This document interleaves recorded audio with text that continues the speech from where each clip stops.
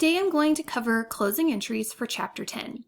Before we can look at closing entries, we have to understand the difference between temporary and permanent accounts. So I've created this visual here. We've got our accounting equation, assets equals liabilities plus owner's equity.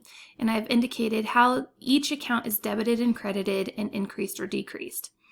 So the blue accounts are our permanent accounts. Those accounts have balances that carry forward into the next accounting period.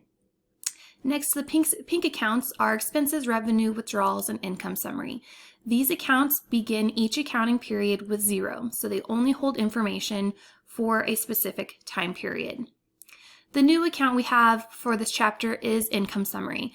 And one thing that's really important to remember about income summary is that there is no normal balance side.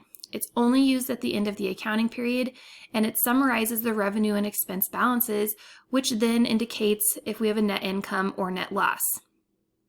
It has a 0 balance before and after the closing, and it does not appear on any financial statement.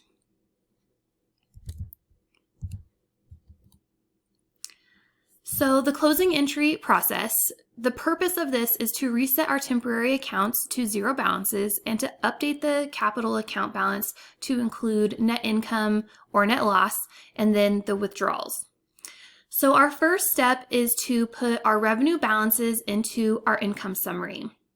Now, as we look at how we would decrease our revenue, we have to look at how it has increased and decreased. And I'll show you a little visualization with some paper clips in a second. The second step is to put our expense balances into the income summary. After this step, the balance will be equal to the net income or net loss.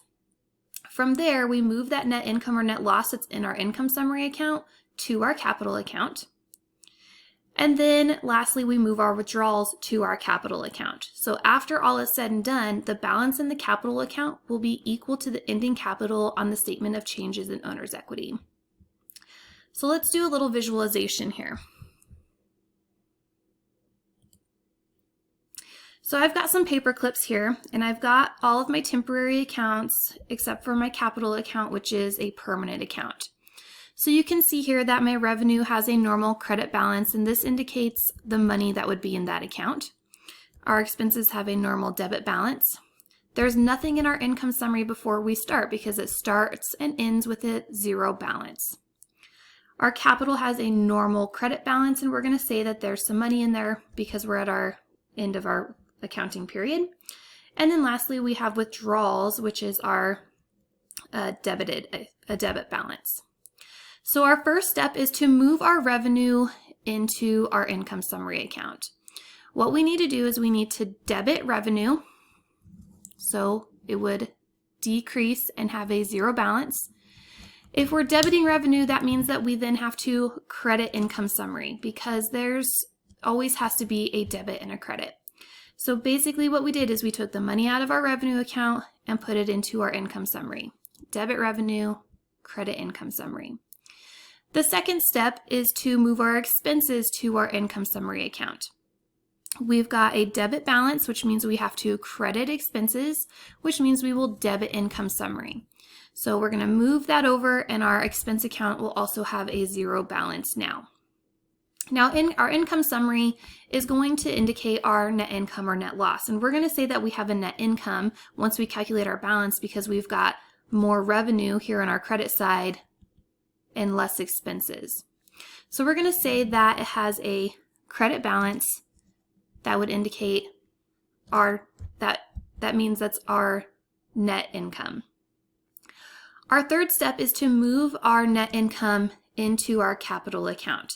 Now, to decrease this now, we have a credit balance. We need to debit it. So we'll debit income summary, and then we will credit capital, which means that we'll be increasing capital because we have a net income.